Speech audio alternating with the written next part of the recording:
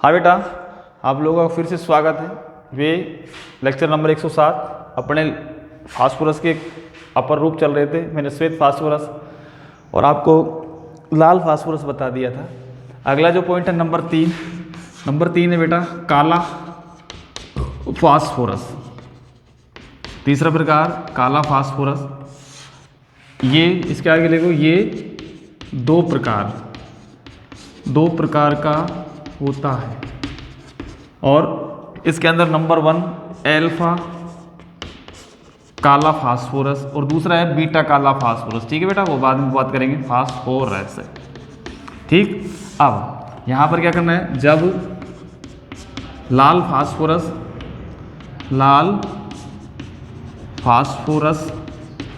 को एक बंद नलिका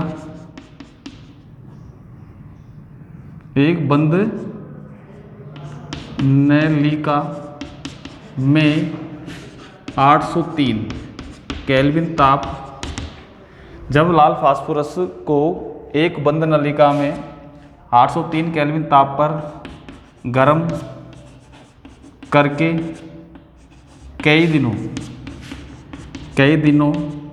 तक रखते हैं तो एल्फा काला फास्फोरस बनता है। ठीक है बेटा, बनता है। तो ये तो आप लोगों की फास्फोरस की बात थी। और ठीक है बेटा, ये नंबर 1 तो ये हो गया। फिर अपन क्या बनाते हैं इसके अंदर, बीटा काला फास्फोरस भी बना देते हैं। जब श्वेत फास्फोरस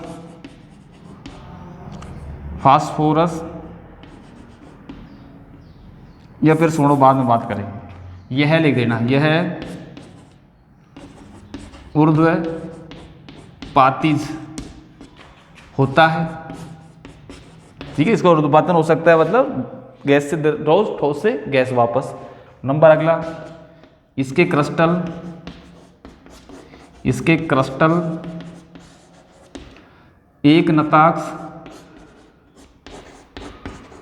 एक नताक्ष तथा त्रिसम नताक्ष और पारदर्शी होते हैं बेटा, पारदर्शी होते हैं। तो ये तो था इसके बारे में बात। ठीक, ये तो आपका एल्फा और उसके बाद अपना बीटा काला फास्फोरस नंबर 2 फास्फोरस है। वैसे पीडीएफ में आपको मालूम पड़ जाएगा। जब श्वेत फास्फोरस को उच्च दाब तथा 473 केल्विन ताप पर गर्म करते हैं तो बीटा काला फास्फोरस बनता है बेटा। समझ में आ रही बात? तो ये बीटा काला फास्फोरस बनाओगे आप लोग।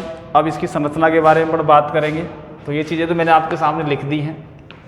ठीक है, तो अब संरचना के बारे में बात करेंगे। तो इसकी जो संरचना होती है वो बेटा परतीय संरचना होगी। कैसी होगी ये? परतीय संरचना। ठीक, अगला पॉइंट डालेंगे नेक्स्ट, काला फास्फोरस की संरचना। काला फास्फोरस की संरचना। तो काला फास्फोरस की जो संरचना है वो कैसी होती है बेटा? इसकी संरचना परतीय होती है। ठीक है, तो परतीय होती है। तो परत के अनुसार कैसे बनाओगे आप, मैं बना देता हूँ। जैसे आप लोग इस प्रकार से बनाओगे।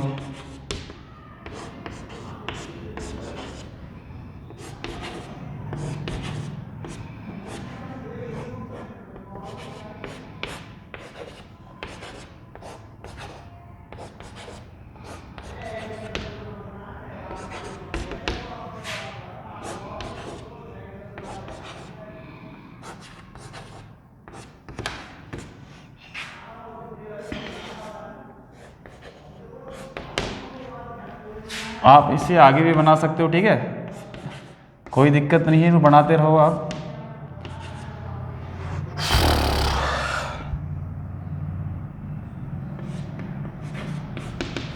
तो ये परतीय संरचना बनाओगे। यहाँ पर सबसे पहली बात है कि बेटा परतीय संरचना के बारे में अपन बात करें तो यहाँ पर इसमें क्या करोगे, नॉट पी पी पी, बंद कोण, बंद कोण, बंद कोण का मान 99 डिग्री होता है और एक परत से दूसरी परत की दूरी, एक परत से दूसरी परत की जो दूरी होती है वो बेटा आप लोगों को, एक मिनट, हाँ बेटा कह रहा था मैं आपसे, एक परत से दूसरी परत की जो दूरी है वो 368 pm तथा पीपी बंद लंबाई 218 pm होती है बेटा, ठीक है।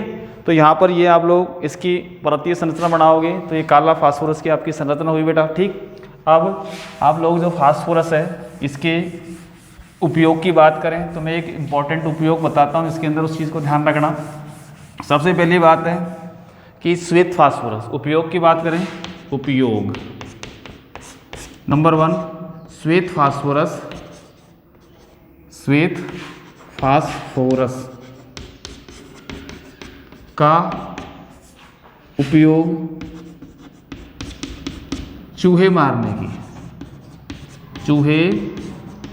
मारने की दवाई में किया जाता है। नंबर 2 लाल फास्फोरस का उपयोग माचिस उद्योग में, माचिस तथा पटाखे उद्योग में, ठीक है बेटा। और P32 रेडियोधर्मी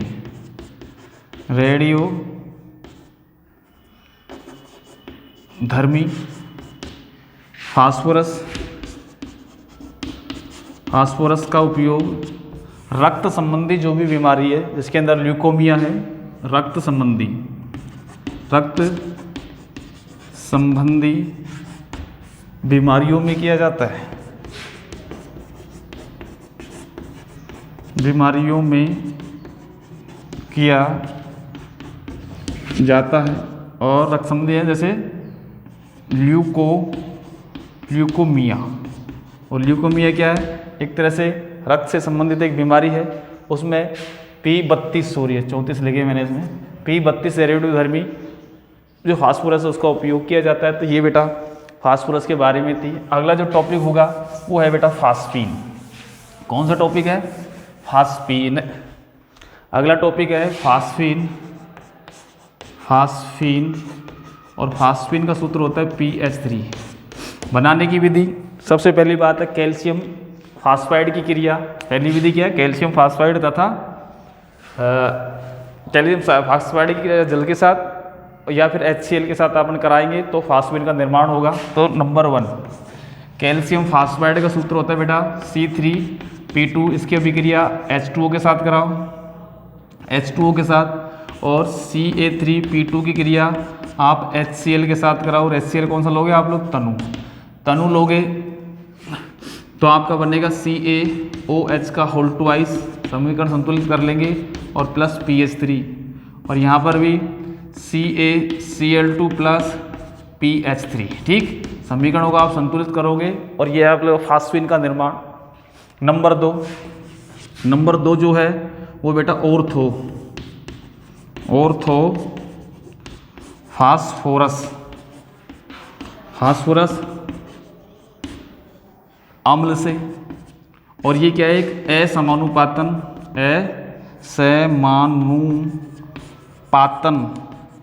रेडॉक्स अभिक्रिया, असमानुपातन रेडॉक्स अभिक्रिया है बेटा ये। तो ऑर्थो फास्फोरस अम्ल से क्या कराओगे, H3PO3 का नाम ऑर्थो फास्फोरस अम्ल है। जब इसको आप लोग गर्म करोगे तो 3 H3PO4 और प्लस PH3 बना दोगा, ठीक। तो यहाँ पर ये एक असमानुपातन रेडॉक्स अभिक्रिया है। अब आप लोग देख सकते हो यहाँ पर इसका ऑक्सीकरण क्या है बेटा, 3 P का, यहाँ पर 4 दूआ 8, 8 में से गया तो P का कितना आएगा, प्लस का 5, और यहाँ P का क्या है, माइनस का 3। तो अपन जानते हैं कि असमानुपातन रेडॉक्स अभिक्रिया में क्या होता है बेटा, जब एक ही तत्व का ऑक्सीकरण तथा अपचयन होता है उसी को बोला जाता है असमानुपातन रेडॉक्स अभिक्रिया। तो ये बनाने की विधि थी, कैल्शियम फास्फाइड की क्रिया जल के साथ कराओगे, कैल्शियम फास्फाइड की क्रिया तनु HCl के साथ कराओगे तो भी फास्फिन गैस का क्या होता है बेटा, निर्माण होता है, ठीक। उसके बाद इस फास्फिन गैस के आप लोगों के रासायनिक गुणधर्म तो बाद में करेंगे, लेकिन भौतिक गुणधर्म करेंगे। तो सबसे पहली बात है, इसके अंदर जो गंध होती है वो होती है बेटा सड़ी मछली के समान। कैसी होती है बेटा, सड़ी मछली के समान होती है। फिर उसके बाद यदि बात करो तो इसकी जो प्रकृति होती है वो क्षारीय होती है। इसकी प्रकृति कैसी होती है बेटा, प्रकृति क्षारीय होती है।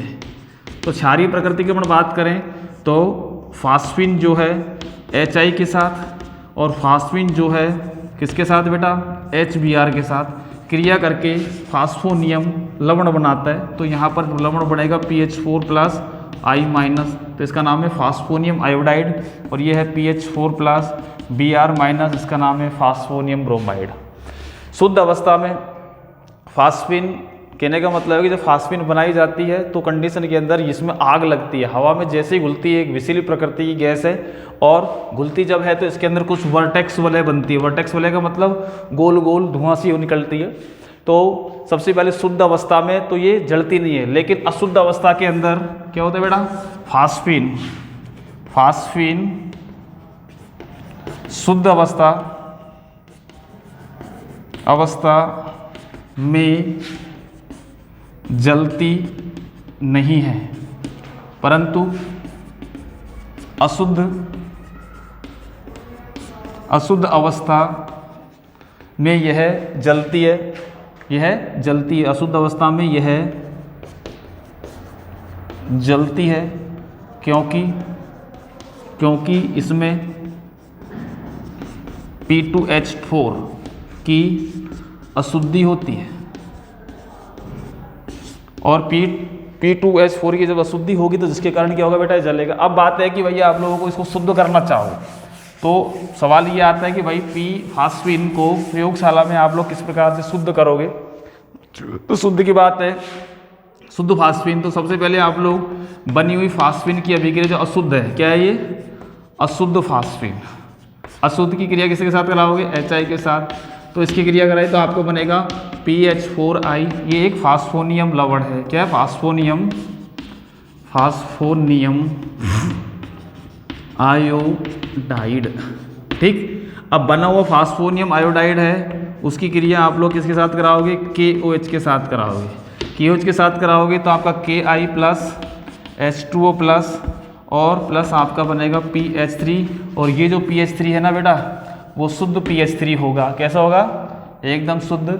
तो इस प्रकार से अपन शुद्ध क्या बना सकते हैं, फास्फिन बना सकते हैं। ले अशुद्ध ली, अशुद्ध की क्रिया HI के साथ कराई, लवण बना, और लवण की क्रिया आप लोग किसके साथ कराई बेटा, यदि इसकी क्रिया किसके साथ कराई आप लोगों ने, KOH के साथ कराओगे तो आपको शुद्ध वो प्राप्त होगा, ठीक है बेटा। तो ये टॉपिक आप लोगों का सिस्टम ये है कि आप लोग ये कहानी कराओगे। दूसरी बात, यहाँ पर एक विधि और है, जो विधि मैंने आप लोगों को पहले ही बताई थी बेटा, P4 प्लस अक्रिय वातावरण में, जो CO2 अक्रिय वातावरण में, जिसमें NaOH के साथ क्रिया कराई थी H2O के साथ, तो आपका PH3 बना था। तो वो भी विधि है बनाने की। फिर उसके बाद कॉपर सल्फेट और मर्क्यूरिक क्लोराइड की क्रिया भी आप लोग यदि कराओगे तो उस कंडीशन के अंदर भी ये एक रासायनिक गुणधर्म प्रदर्शित करेगा। तो ये फास्फिन की संरचना बनाओ, तो संरचना बनाओगे तो ये संरचना कैसी होती है, ये फास्फिन की संरचना है त्रिकोणीय द्विप्रामिडी, और बंध कोण का मान मैंने 94 बता रखा है, और आपकी किताब में 93 डिग्री 6 मिनट दिया हुआ है। तो संरचना कैसी होगी इसकी, त्रिकोणीय पिरामिडी, त्रिकोणीय पिरामिडी संरचना बना दोगा बेटा, ठीक है। बंद कोण मैंने 94 डिग्री लिख दिया लगभग। और ये है बेटा फास्फिन के बारे में कुछ बातें। फिर इसके उपयोग की बात करो तो उपयोग के अंदर मुख्य रूप से समुद्री जहाज़ों को सिग्नल प्राप्त होता है। चट्टान जहाँ होती है वहाँ पर कैल्शियम फास्फाइड या फिर कैल्शियम कार्बाइड के पात्र, और उनको जब जब पानी में फेंका जाता है तो फास्फिन गैस बनती है और उससे श्वेत धूम पट्ट बनते हैं, जिससे आसानी से मालूम पड़ता है कि भाई यहाँ चट्टान है, आगे आप अपनी जहाज़ ना ले जाए। तो ये इसके उपयोग की बात है। अगला जो टॉपिक होगा वो होगा बेटा फास्फोरस के हैलाइड, वो मैं आपको नेक्स्ट वीडियो में बताऊँगा। धन्यवाद।